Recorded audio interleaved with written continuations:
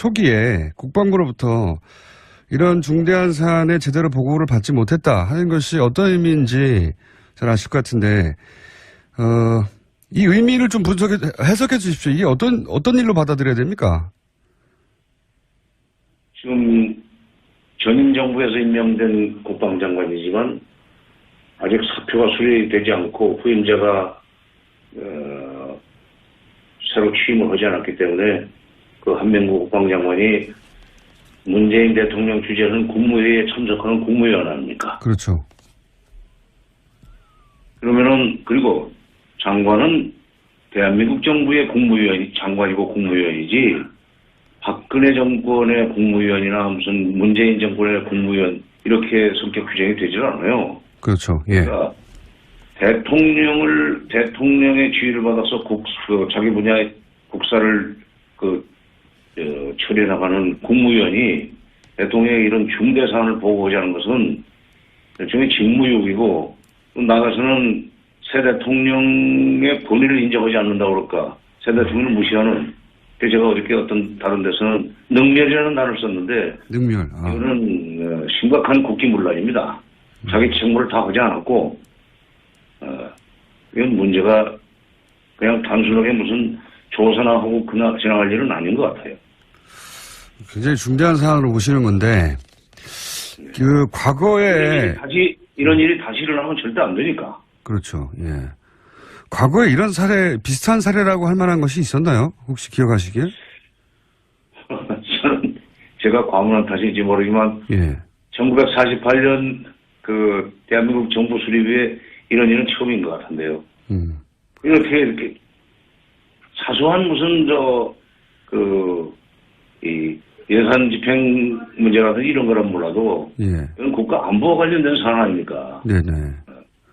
더군다나 지난 대선 과정에서도 가장 중요한 이슈였는데 이걸 실수로 뺀 건 아닌 것 같고요, 분명히. 더군다나 의도성이 있다고 봐야죠. 예, 의도성이 있다고 볼 수밖에 없는 게 초안에는 있었다는 거 아니겠습니까? 그렇다가 중간에 이제 강독 그 부분을 읽고 서로 이제 첨삭하는 과정에서 삭제됐다고 하는 건데 그런 조사 결과인데 이게 이제 이해할 수 없는 것은 왜 그랬을까 하는 거거든요. 어떻게 추정하십니까? 왜 이랬을지 의도가 있다면? 실무자들 입장에서는 그러니까 원래 그게 이제 6기가 한 세트입니다. 네네. 예. 근데 이제 2기는 먼저 지난번에 들어온 것이 이미 알려졌지만 4기가 들어오면 한 세트가 들어오는 게 마무리가 되는데 예. 이거를 숨기고 넘어가려고 했다고 봐야 되는 거죠. 그러니까 실무자들 입장에서는 이거는 사실대로 보고를 해야 된다. 새 대통령한테 보고를 해야 된다고 생각을 했고 실무자들이 그러니까 일종의 훨씬 더 국가 문제, 국사와 관련된 업무 처리 과정에서 도덕적이라고 그 합법성이 더 컸다고 봐야 되는 거죠. 근데 이제 높이 올라갈수록 아마 장관선에서 그거 빼라는 얘기 하기 전에는 정책실장 선에서 할 수는 없는 문제예요. 정책실장이 있습니다. 중장급이죠. 네. 그건 장관선에서 빼라고 해야 빼는 거지. 이걸 사안을 보고했던 정책실장이 감히 할 수 있는 일이 아니에요. 실무자들이 할 수 없는 일이다, 도저히. 예. 그럼요. 실무선에서 할 수 있는 일이 아니에요.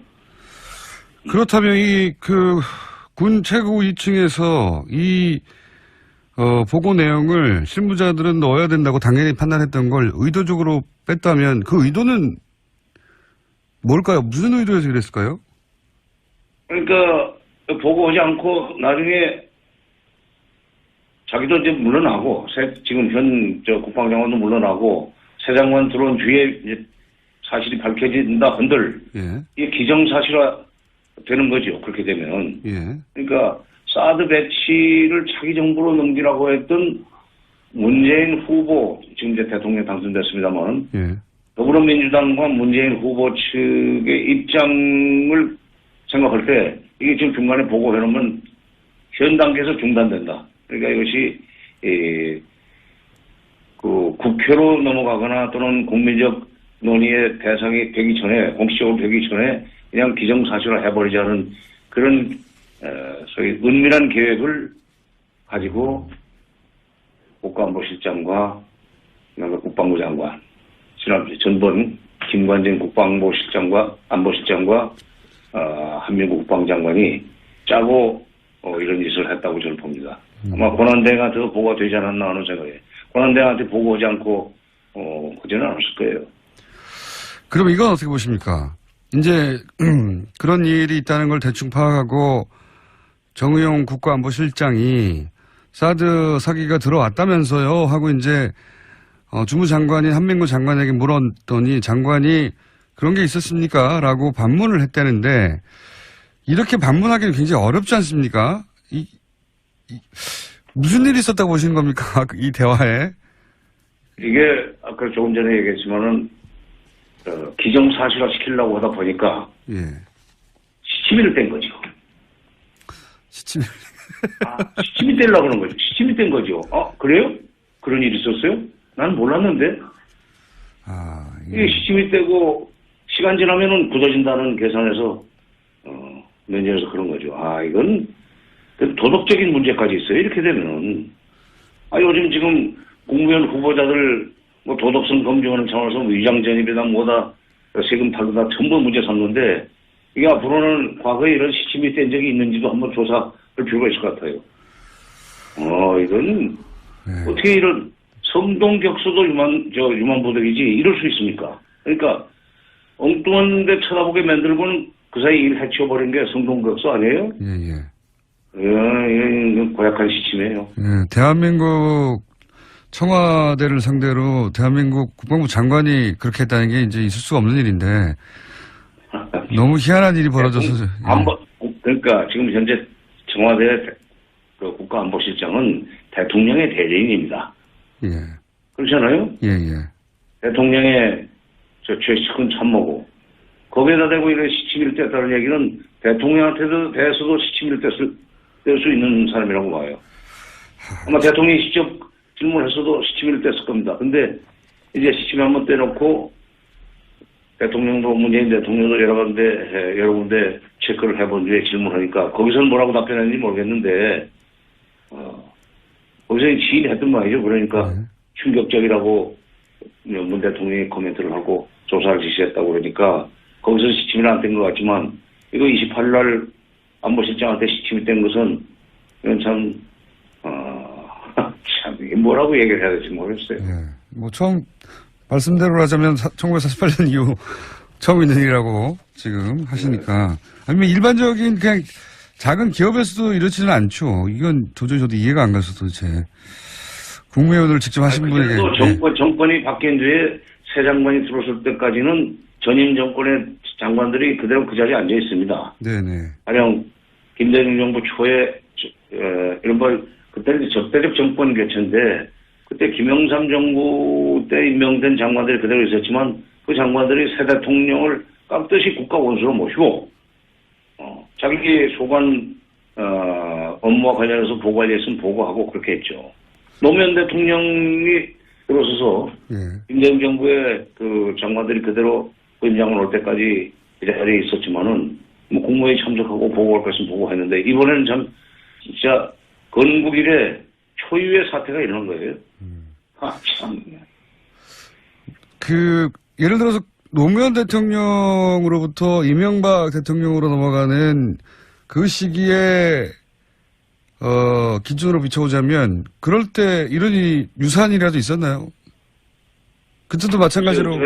그때 뭐 이명박 정부 때 그런 일이 이명박 정부 넘어가면서 그런 일이 있었으면은 벌써 이렇게 난리가 났겠죠. 언론에 보도가 됐을 텐데 없었지 않습니까?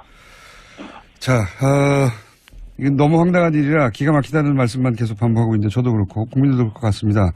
근데 이제 이게 6월 말 한미 정상회담이 현재까지는 있는 것으로 예정되어 있는 것으로 알려져 있고 여기서 당연히 사드 배치 문제가 의제가 될 텐데 이 한미 정상회담에서 이 사드 문제는 어떻게 풀릴까요? 비용 문제도 등장하고 여러 가지가 있는데 전문가로는 어떻게 보십니까? 비용 문제, 그러니까 그 트럼프 대통령이 비용 문제를 제기했기 때문에 이것은 가까운 시일 내에 결론이 날 수 없는 문제가 돼버렸습니다. 10억 달러면은 이제 우리 돈으로 1조가 넘는 돈인데 이 정도의 돈을 지불하면서 그 무기를 들여놔야 된다면은 당연히 이것은 국회 비준을 필요로 하는 국회 비준 동의를 필요로 하는 사안이 돼버렸어요. 따라서 국회 비준 동의가 끝날 때까지는 이 사드 배치를 진행할 수가 없습니다. 지금 이제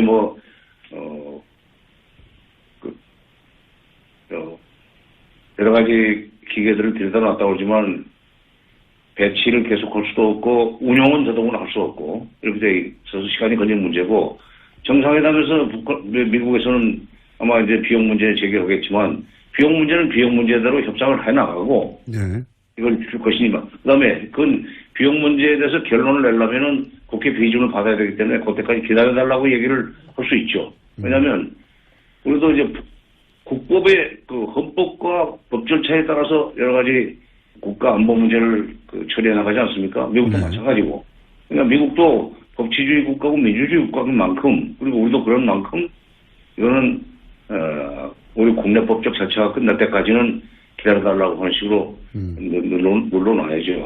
네. 그러니까 걱정 없습니다. 이 일로 무슨 한미 정상회담에서 사드 문제가 논란의 대상이 돼가지고 회담이 잘못된다든가 할 가능성은 저는 없다고 봐요. 그렇군요. 트럼프 대통령이 오히려 우리를 편하게 만들어줬어요. 오히려, 예. 국회 비준 동의 절차를 밟을 수밖에 없도록 만들었으니까. 그렇군요. 그렇게 봐야 되는 거군요. 그러니까, 네. 이 트럼프 대통령이 비용 문제를 제기하면서 거꾸로 국회 비준 동의 필요성이, 확실히 생겼고, 이 과정에서 사드 배치 관련한 주도권을 우리 정부가 가져올 수 있는 계기가 마련됐다. 이렇게 분석할 수도 있겠네요. 그렇죠. 그리고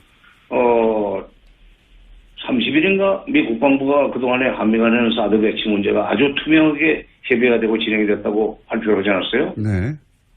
그러니까 일부에서는 이렇게 한미 동맹 차원에서 한 거를 문제 삼아가지고 그 사드 배치를 없었던 일로 만들려고 한다 하는 그 비판 여론이 나왔다고 그러는데 네.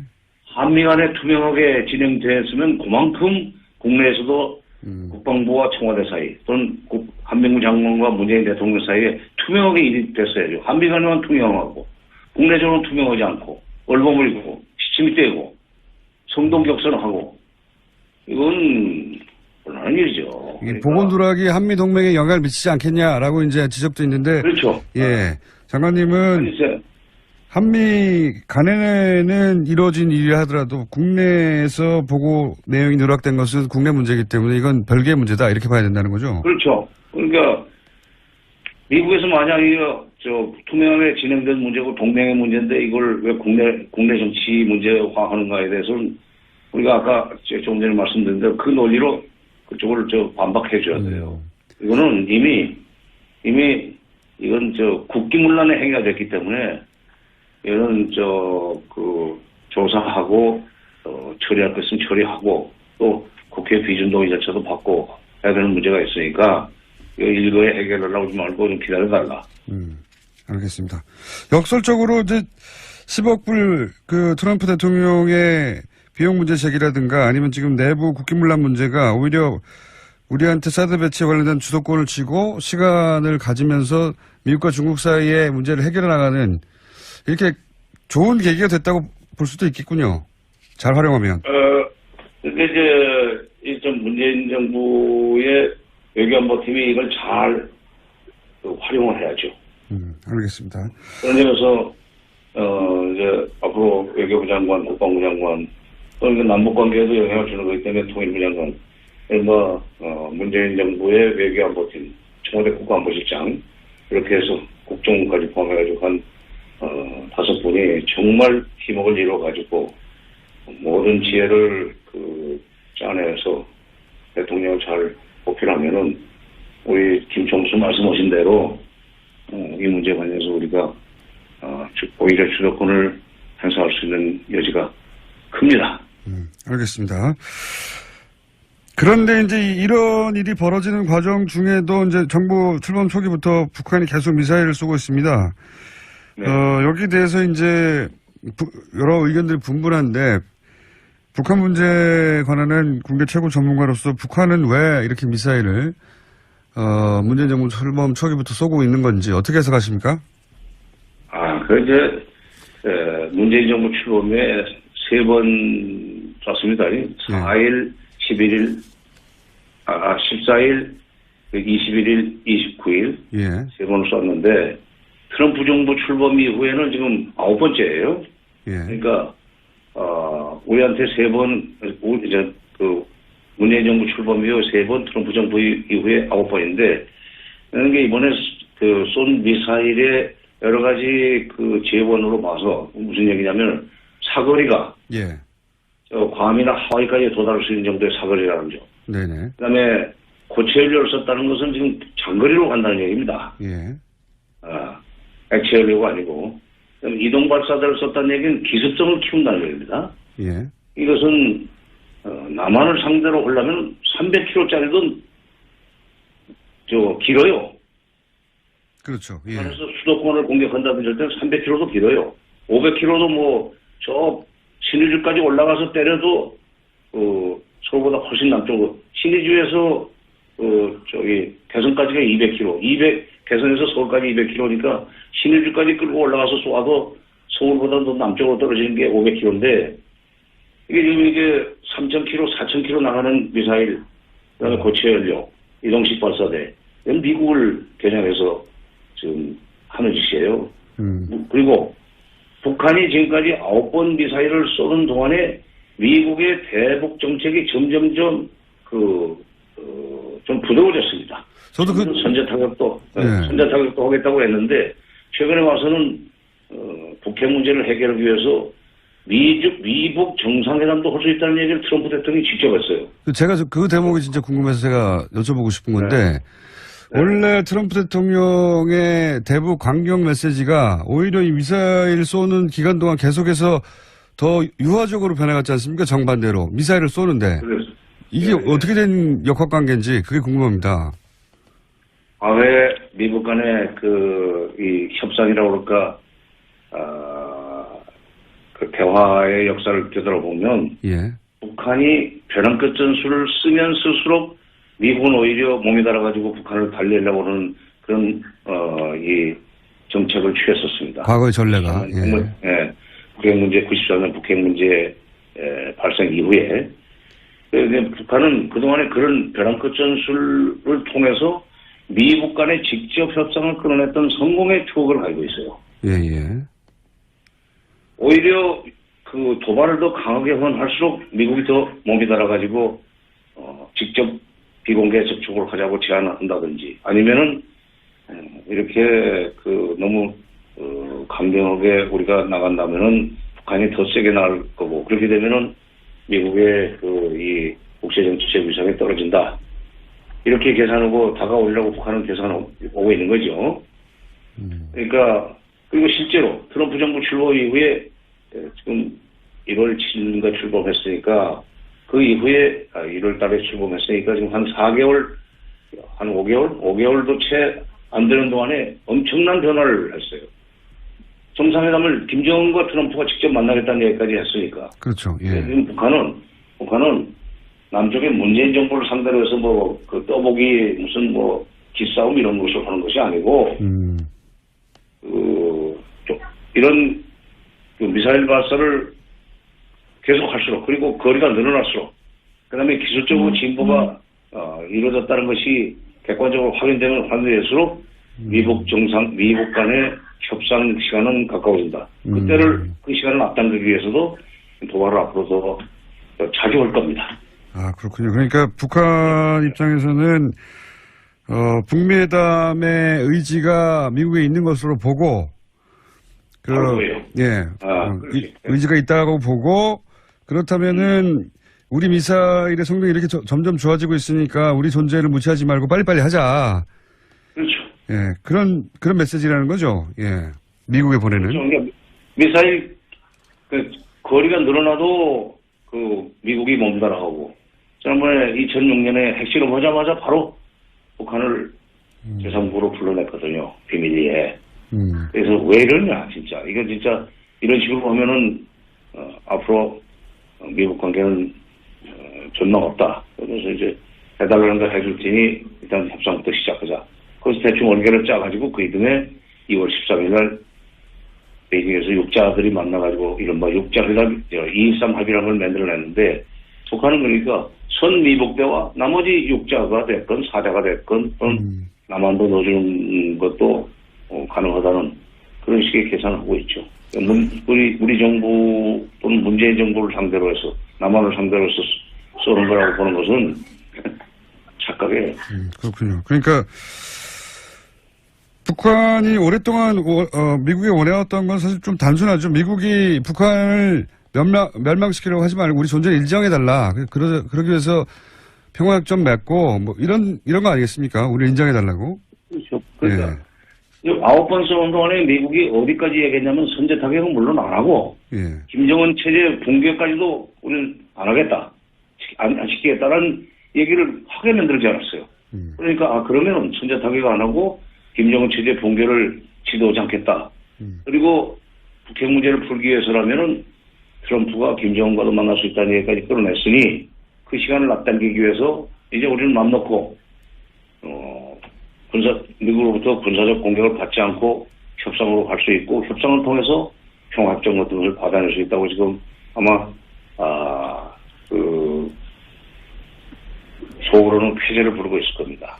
그럼 북한 입장에서 보자면 쾌재를 부르고 그리고 이제 북미 회담이 뭐 성사될 수도 있고 뭐 트럼프도 이제 뭐 이건 저희 순전히 개인적인 추정입니다만 트럼프 입장에서도 오바마도 못했던 북한 문제를 해결하면 본인이 아무래도 노벨상도 받을 수 있고 뭐 이런 생각도 혼자 할 수 있을 것 같은데 제가 궁금한 건 이렇게 북미 회담을 우리 빼고 이렇게 해버리면 우리는 그럼 어떻게 해야 되는 겁니까?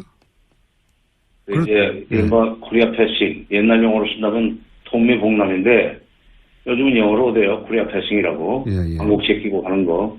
우리는 그렇다고 북핵 문제라든지 또는 미사일 문제를 가지고 직접 우리가 북한과 협상을 하겠다고 나설 수 있는 그런 상황은 아닙니다. 어차피 저것은 국제적인 문제가 돼 있고 타자가 풀어야 될 문제이기 때문에 남북 간에는 통미봉남이나 코리아 패싱을 면하기 위해서 북한과 대화가 될 수 있고 협력이 될 수 있는 영역에서 남북관계를 열어나가야 돼요. 예를 들면 민간 차원의 교류 협력을 활성화하거나 또는 북한에게 실질적으로 도움이 될 수 있는 경제협력 같은 거 이걸 이슈로 해가지고 당국간 회담을 여는 당국간 회담의 이 당국 접촉과 대화를 열어나가는 그런 식으로 한다면은 미국 간에는 그 문제를 핵과 미사일 문제를 주로 하는 양자 회담을 하겠지만 남북 간에는 이 경제라든가 사회문화 교류 협력을 주로 하는 접촉과 대화를 통해서 그 미국 접촉 또는 육자 회담에 영향을 미칠 수 있는 우리의 레버리지가 생길 수 있습니다. 그렇게 되면 결국 우리는 코리아 패싱이나 통미봉남을 비껴가고 그리고 막상 육자 회담이 열리게 되면은 오히려 거기서 우리가 이 조정자 역할을 할 수 있는 여지가 커진다고 봐요. 과거에 남북 관계가 좋을 때, 남북 간의 관계가 긴밀해지고 교류협력이 활성화됐을 때 육자 회담에서 북핵 문제 해결의 로드맵이라고 하는 9.19 공동성명을 만들어내지 않았습니까? 그건 남북 관계가 그렇게 활성화되지 않았으면 나올 수 없는 합의서였어요. 이게 직접 그러니까 미북 대화에 우리가 빠진다고 걱정할 건 없고 잠시 우리는 딴 데서 남북 관계를 발전시켜 나가다가 이제 북핵 문제나 미사일 문제를 본격적으로 협의하는 육자회담이 열리면 그때는 우리가 발언권을 행사할 수 있을 겁니다. 알겠습니다. 오늘 말씀 여기까지 듣고요. 한미 정상회담 또 가까워지면 연결 한번 더 하겠습니다. 오늘 말씀 감사합니다. 예. 지금 군 최고 2층에서 이 보고 내용을 실무자들은 넣어야 된다고 당연히 판단했던 걸 의도적으로 뺐다면 그 의도는 뭘까요? 무슨 의도에서 그랬을까요? 그러니까 보고하지 않고 나중에 자기도 이제 물러나고 지금 현 국방장관도 물러나고 새 장관 들어온 뒤에 이제 사실이 밝혀진다 한들 이게 기정사실화 되는 거죠. 그렇게 되면. 그러니까 사드 배치를 차기 정부로 넘기라고 했던 문재인 후보, 지금 이제 대통령 당선됐습니다만, 예. 더불어민주당과 문재인 후보 측의 입장을 생각할 때, 이게 지금 중간에 보고해놓으면 현 단계에서 중단된다. 그러니까 이것이,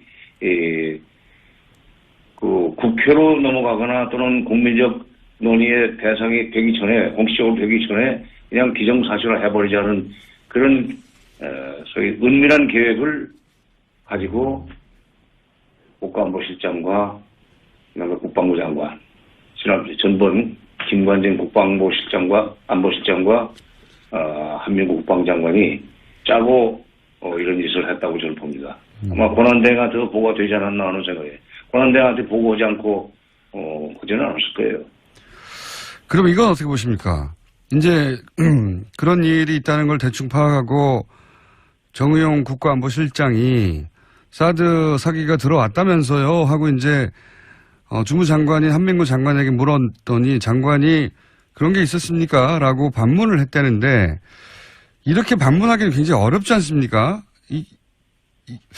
무슨 일이 있었다고 보시는 겁니까? 이 대화에? 이게 아까 조금 전에 얘기했지만은 기정사실화 시키려고 하다 보니까 사소한 무슨 예산 집행 문제라든지 이런 거란 몰라도 예. 이건 국가 안보와 관련된 사안 아닙니까? 네네. 더군다나 지난 대선 과정에서도 가장 중요한 이슈였는데 이걸 실수로 뺀 건 아닌 것 같고요, 분명히. 더군다나 의도성이 있다고 봐야죠. 예, 의도성이 있다고 볼 수밖에 없는 게 초안에는 있었다는 거 아니겠습니까? 그렇다가 중간에 이제 강독 그 부분을 읽고 서로 이제 첨삭하는 과정에서 삭제됐다고 하는 건데 그런 조사 결과인데 이게 이제 이해할 수 없는 것은 왜 그랬을까 하는 거거든요. 어떻게 추정하십니까? 왜 이랬을지 의도가 있다면? 실무자들 입장에서는 그러니까 원래 그게 이제 6기가 한 세트입니다. 네네. 예. 근데 이제 2기는 먼저 지난번에 들어온 것이 이미 알려졌지만 4기가 들어오면 한 세트가 들어오는 게 마무리가 되는데 예. 이거를 숨기고 넘어가려고 했다고 봐야 되는 거죠. 그러니까 실무자들 입장에서는 이거는 사실대로 보고를 해야 된다. 새 대통령한테 보고를 해야 된다고 생각을 했고 실무자들이 그러니까 일종의 훨씬 더 국가 문제, 국사와 관련된 업무 처리 과정에서 도덕적이라고 그 합법성이 더 컸다고 봐야 되는 거죠. 근데 이제 높이 올라갈수록 아마 장관선에서 그거 빼라는 얘기 하기 전에는 정책실장 선에서 할 수는 없는 문제예요. 정책실장이 있습니다. 중장급이죠. 네. 그건 장관선에서 빼라고 해야 빼는 거지, 이걸 사안을 보고했던 정책실장이 감히 할 수 있는 일이 아니에요. 실무자들이 할 수 없는 일이다, 도저히. 예. 그럼요. 실무선에서 할 수 있는 일이 아니에요. 그렇다면 초기에 국방부로부터 이런 중대한 사안에 제대로 보고를 받지 못했다 하는 것이 어떤 의미인지 잘 아실 것 같은데, 이 의미를 좀 해석해 주십시오. 이게 어떤 일로 받아들여야 됩니까? 지금 전임 정부에서 임명된 국방장관이지만 아직 사표가 수리되지 않고 후임자가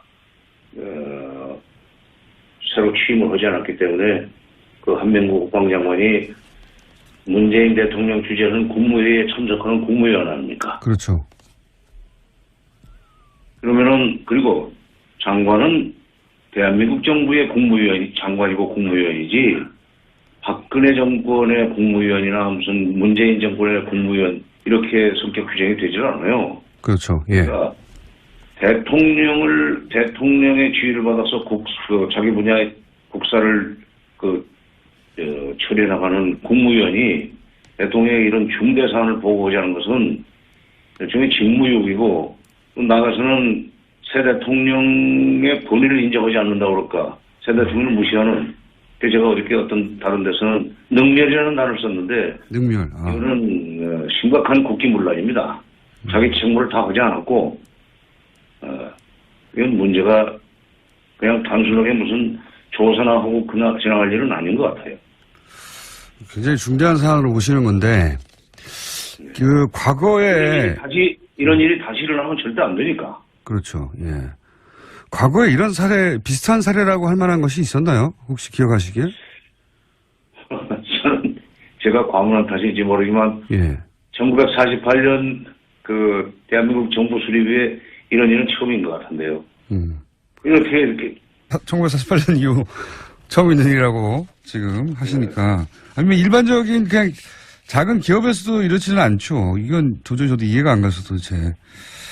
국무회의원을 직접 하신 분에게. 또 정권이 바뀐 뒤에 새 장관이 들어설 때까지는 전임 정권의 장관들이 그대로 그 자리에 앉아 있습니다. 네네. 가령 김대중 정부 초에 이른바 그때는 적대적 정권 교체인데 그때 김영삼 정부 때 임명된 장관들이 그대로 있었지만 그 장관들이 새 대통령을 깍듯이 국가 원수로 모시고 자기 소관 업무와 관련해서 보고할 일 있으면 보고하고 그렇게 했죠. 노무현 대통령이 들어서서 예. 김대중 정부의 그 장관들이 그대로 그 임장을 올 때까지 이 자리에 있었지만은 뭐 국무회의 참석하고 보고할 것 있으면 보고했는데 이번에는 참 진짜 건국 이래 초유의 사태가 일어난 거예요. 참. 예를 들어서 노무현 대통령으로부터 이명박 대통령으로 넘어가는 그 시기에, 기준으로 비춰보자면, 그럴 때 이런 일이, 유사한 일이라도 있었나요? 그때도 마찬가지로. 그때 뭐 이명박 정부 때 그런 일이 이명박 정부 넘어가면서 그런 일이 있었으면은 벌써 이렇게 난리가 났겠죠. 언론에 보도가 됐을 텐데 없었지 않습니까? 자, 이게 너무 황당한 일이라 기가 막히다는 말씀만 계속 반복하고 있는데 저도 그렇고 국민들도 그럴 것 같습니다. 근데 이제 이게 6월 말 한미 정상회담이 현재까지는 있는 것으로 예정되어 있는 것으로 알려져 있고 여기서 당연히 사드 배치 문제가 의제가 될 텐데 이 한미 정상회담에서 이 사드 문제는 어떻게 풀릴까요? 비용 문제도 등장하고 여러 가지가 있는데 예. 시치미를 뗀 거죠. 시치미. 시치미 떼려고 그러는 거죠. 시치미 뗀 거죠. 그래요? 그런 일이 있었어요? 난 몰랐는데. 이게 시치미 떼고 시간 지나면은 굳어진다는 계산에서 면제해서 그런 거죠. 이건 도덕적인 문제까지 있어요. 이렇게 되면은 요즘 지금 국무위원 후보자들 뭐 도덕성 검증하는 차원에서 위장 전입이다 뭐다 세금 탈루다 전부 문제 삼는데 이게 앞으로는 과거에 이런 시침이 뗀 적이 있는지도 한번 조사할 필요가 있을 것 같아요. 이건 어떻게 이런 성동격수도 유만보덕이지 이럴 수 있습니까? 그러니까 엉뚱한 데 쳐다보게 만들고는 그 사이 일 해치워버린 게 성동격수 아니에요? 이건 고약한 시침이에요. 대한민국 청와대를 상대로 대한민국 국방부 장관이 그렇게 했다는 게 이제 있을 수가 없는 일인데 너무 희한한 일이 벌어져서. 그러니까 지금 현재 청와대 그 국가안보실장은 대통령의 대리인입니다. 그렇잖아요? 대통령의 최측근 참모고 거기에다 대고 이런 시치미를 뗐다는 얘기는 대통령한테도 대해서도 시치미를 뗄 수 있는 사람이라고 봐요. 아마 대통령이 직접 질문했어도 시치미를 뗐을 겁니다. 근데 이제 시치미 한번 떼놓고 대통령도 문재인 대통령도 여러 군데 체크를 해본 뒤에 질문하니까 거기서는 뭐라고 답변했는지 모르겠는데 거기서 지인이 했던 말이죠. 그러니까 충격적이라고 문 대통령이 코멘트를 하고 조사를 지시했다고 그러니까 거기서 시침이 안 뗀 것 같지만 이거 28일 날 안보실장한테 시침이 뗀 것은 이건 참 이게 뭐라고 얘기를 해야 될지 모르겠어요. 뭐 처음 말씀대로 하자면